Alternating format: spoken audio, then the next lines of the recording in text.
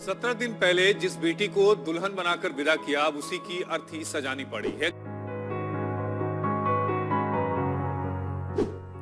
बात एक दहेज लोभी परिवार की, जिसके लोभ का शिकार बनी उस परिवार की बहू। नमस्कार, जय हिंद। प्यारा देश भारत कई सारे एक्सपेक्टों में आगे है, ये मैं भी मान रहा हूँ। लेकिन कुछ प्रथाएं भारत के ऊपर कलंक के समान है और इन्हीं प्रथाओं में से एक है दहेज प्रथा। इंदौर में एक महिला का शादी के 17 दिन बाद कत्ल कर दिया जाता है और इस कत्ल के पीछे जो रीज़न होता है वो रीज़न होता है दहेज। और मैंने आपको ये जो स्टोरी बताई ये केवल एक कहानी है, लेकिन भारत में हर साल 6000 से भी ज़्यादा महिलाओं को मौत के घाट उतार दिया जाता है। समाज की कड़वी सच्चाई यानी डाउरी आपके मोबाइल की एक गूगल सर्च से दूर है। आप सर्च कीजिए, आपको हाल फिलहाल में हुई घटना दिख जाएगी। क्योंकि वास्तविकता में डाउरी एक डिजीज है और इस डिजीज की जो जड़ें है वो समाज के बहुत गहराई तक है और ये समाज के हर वर्ग को प्रभावित करता है, चाहे वो वर्ग पढ़ा लिखा हो, अनपढ़ हो, बड़ा परिवार हो, छोटा परिवार हो, या फिर वो परिवार एडमिनिस्ट्रेशन बैकग्राउंड से ही क्यों ना हो, वो राजनेता ही क्यों ना हो। यहाँ तक कि जिन लोगों का ये काम था कि डाउरी सिस्टम का उन्मूलन करे, यानी कि हमारा पुलिस महकमा, ज्यूडिशरी सिस्टम, वो खुद भी इस प्रथा से प्रताड़ित है। जैसे 2019 में केस हुआ था जहाँ पे एक रिटायर्ड जज अपनी बहू को प्रताड़ित करने लगा था। बाद में उसकी बहू ने हिम्मत दिखाई और अपनी सीसीटीवी फुटेज रिलीज कर दी, जिसमें पूरी दुनिया ने उस जज की वास्तविक सच्चाई को देखा। अभी 2023 की बात है, डिप्टी सुपरिटेंडेंट ऑफ पुलिस खुद प्रताड़ित है दहेज से।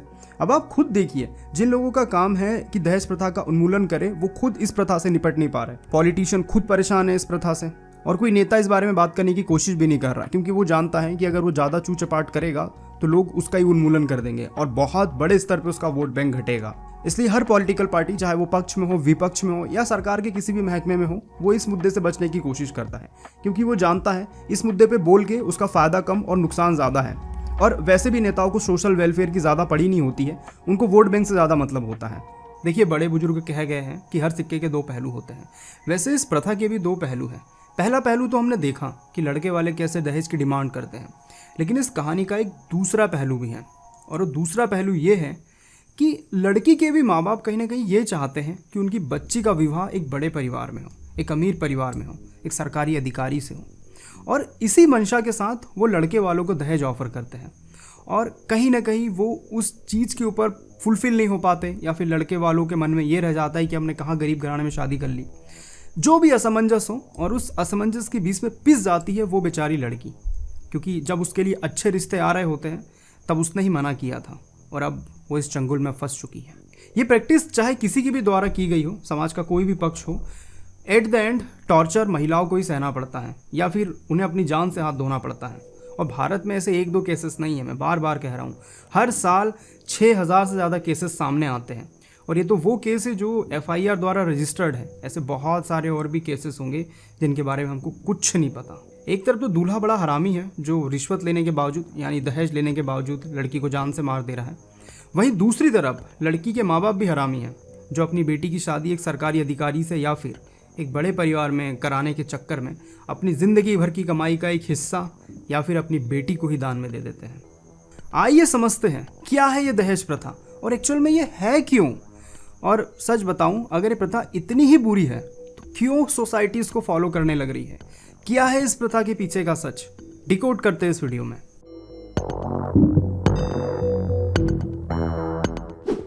देखिए, दहेज प्रथा के ऊपर खुल के बोलना बहुत ज़रूरी है।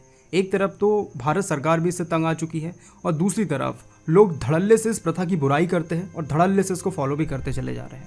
भारत सरकार ने इससे तंग आके बहुत सारे सख्त कानून बनाए और ये कानून आज से नहीं बने। जब देश आज़ाद हुआ था उसके कुछ सालों बाद ही इंडियन गवर्नमेंट को ये एहसास हो चुका था कि महिलाओं के ऊपर अत्याचार बढ़ते जा रहे हैं और उन अत्याचारों के पीछे उनको रीज़न दिखा इस डाउरी का।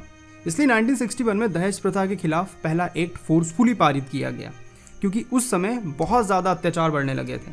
और ऐसा नहीं है कि सरकार ने केवल 1961 में प्रयास किया उसके बाद शांत बैठ गई हो, लोग अत्याचार करते रहें और इस प्रथा को फॉलो भी करते रहें। इसी कारण 2005 में इस कानून को और भी ज़्यादा सख्त बनाया गया और एक न्यू एक्ट पारित किया गया।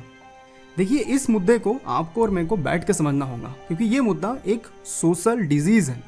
अब इस बात को समझिए आप, गवर्नमेंट भी थक चुकी है लोगों को सजा देते देते, एक्ट बनाते बनाते, और गवर्नमेंट इसको लार्ज स्केल पे अप्लाई भी नहीं कर सकती, क्योंकि एट द एंड कानून बन रहे हैं लोगों के लिए। अगर लोग उन्हें फॉलो ही नहीं करेंगे तो गवर्नमेंट क्या कर लेगी? हाँ, गवर्नमेंट अगर अपनी पे आ जाए, फोर्सफुली चीज़ों को अप्लाई करना स्टार्ट कर दे, अखंड पेले लोगों को खूब मारे, तो शायद इस प्रथा का अंत हो जाए। लेकिन गवर्नमेंट ऐसा कुछ नहीं करने वाली, क्योंकि ऐसा करने से गवर्नमेंट कहीं ना कहीं वोट बैंक घटता है, और वोट यानी जनता राजा है। देखिए, ये वीडियो मैं केवल व्यूज़ बटोरने के लिए नहीं बना रहा, बल्कि इस वीडियो में एक सॉल्यूशन बेस्ड अप्रोच के बारे में भी चर्चा की गई है। लेकिन उस अप्रोच के बारे में हम वीडियो के अंत में बात करेंगे। और सच तो ये भी है कि मैं अकेला कुछ नहीं कर सकता समाज में, आप सभी को मिल के साथ देना होगा, मिल के आगे बढ़ना होगा। इतिहास। देखिए, उत्तर वैदिक काल समाज के कुछ लोगों के लिए गोल्डन पीरियड हो सकता है, लेकिन समाज के कुछ वर्ग इसको एक काला समय मानते हैं हिंदू धर्म के ऊपर।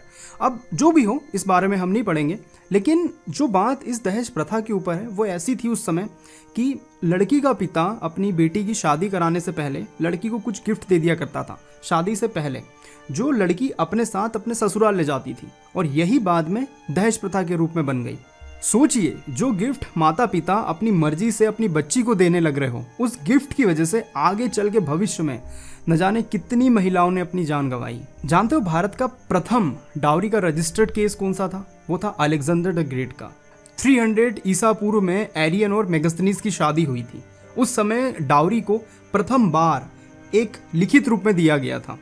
अब हमको इतिहास के 2 सोर्स ऐसे भी मिलते हैं जिनसे हमको ये पता चलता है कि डाउरी जो सिस्टम है ये कुछ समय के बाद अपसेंट होने वाला था इतिहास काल से। और मैं आपको बता दूं, अल बरूनी नाम का एक व्यक्ति भारत में बहुत समय तक रहा, लगभग 16 साल, और इन 16 सालों में उसने कई एस्पेक्टों पे अपने विचार व्यक्त किए। कई सारे हिंदू टेक्सेस को अरबिक में ट्रांसलेट किया गया। अगर अल बरूनी की बात हम माने तो भारत में जो डाउरी सिस्टम है ये एक समय के बाद खत्म हो चुका था, यानी लगभग 500 से 800 साल के आसपास में।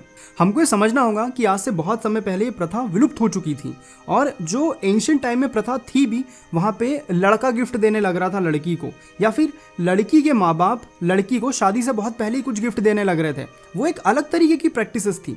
लेकिन आज जो है इंडियन कल्चर एक अलग तरीके की प्रैक्टिस करने लग रहा है, जहाँ पे लड़का डिमांड कर रहा है कि भाई हमको पैसे चाहिए।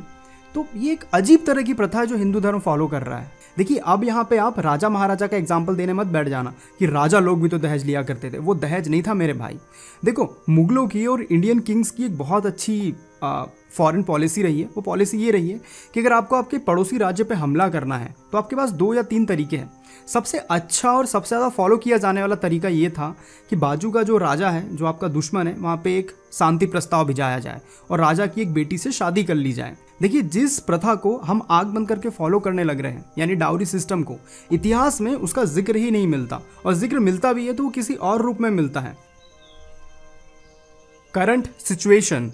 दोस्तों, आप सोच के देखो कि महिलाएं जो अपने परिवार के लिए खाना बना रही है, अगर वो खेती वाले परिवार में है तो खेत का काम भी कर रही है, दूसरे काम भी देख रही है, बच्चों को खिला भी रही है, और रोज़ शाम को अपने पति की मार भी खा रही है। और इस सब के पीछे कारण है डाउरी। उसको रोज़ टॉर्चर किया जा रहा है, और क्रूएल्टी इतनी ज़्यादा बढ़ जाती है कि वो सब कुछ सहते जा रही है। वो अपने पिता के घर भी वापस नहीं जा सकती, क्योंकि भारत में अधिकतर पिता ऐसे हैं जो शादी के बाद अपनी बच्ची को एक्सेप्ट ही नहीं करते, और जो करते भी हैं उनकी भी माली हालत इतनी अच्छी नहीं है कि वो अपनी बच्ची को एक्स्ट्रा में पाल सके। अब आप खुद समझदार हैं, सोच के देखिए उस महिला की स्थिति क्या होगी।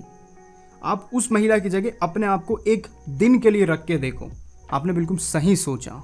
जब वो ये घुटन सह नहीं पाती, हैरासमेंट सह नहीं पाती, तो वो अपनी ज़िंदगी समाप्त करने का फैसला ले लेती है, यानी सुसाइड। या फिर उसको उसका पति या परिवार मिलके जान से मार देता है, ताकि उसका पति किसी और महिला से शादी कर सके और उसको दहेज की पूर्ति हो सके। देखिए, करंट की भारत की सिचुएशन ये है कि हर दिन 20 महिलाएं अपनी जान गंवा देती है इस प्रथा के कारण, और अकेले उत्तर प्रदेश में 8 महिलाओं की मौत होती है। यूनियन मिनिस्टर अजय कुमार ने एक डाटा शेयर करा पार्लियामेंट में, जिसके अनुसार 35,000 से भी ज़्यादा महिलाओं की मौत 2017 से लेकर 2021 के बीच में हुई है, और इसमें से सबसे ज़्यादा मौतें, यानी 11,000 मौतें, वो केवल उत्तर प्रदेश से हुई हैं।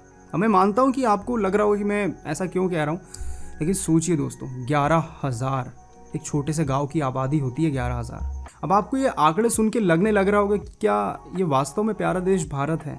जी हाँ, ये हमारा ही देश है। देखिए, अब बात करते हैं समस्या के हल की, और वो इतना आसान नहीं होने वाला। ये प्रॉब्लम बहुत बड़ी है, बहुत सालों से चली आ रही है, तो इसके लिए सभी लोगों को साथ आना होगा। सभी लोग मतलब सभी लोग, चाहे वो किसी भी धर्म को फॉलो करते हो, वो किसी भी कम्युनिटी से बिलोंग करते हो, सभी को साथ में आना पड़ेगा। पहला सॉल्यूशन है इसका कि मेरे उम्र के जितने भी लड़के हैं, मैं आज 23 साल का हूँ, 2-3 साल बाद या 4 साल बाद मेरी शादी होगी ही होगी, तो मेरी उम्र के जो लड़के हैं वो अपनी शादी में रिश्वत यानी कि दहेज ना ले। ठीक है, तो ये चेन एक तरह से तो यहीं टूट जाएगी। मैं अपील करना चाहूँगा मेरी उम्र के लड़कों से, भाई कमा लेंगे पैसा अपन, ठीक है ना, टेंशन मत लो। जो पैसा वहाँ से मिलने वाला था अपन 1 साल में रिकवर कर लेंगे, मत लो वो पैसा। समझो बात, लोगों की जान जा रही है, ठीक है। ये तो मैसेज था मेरा।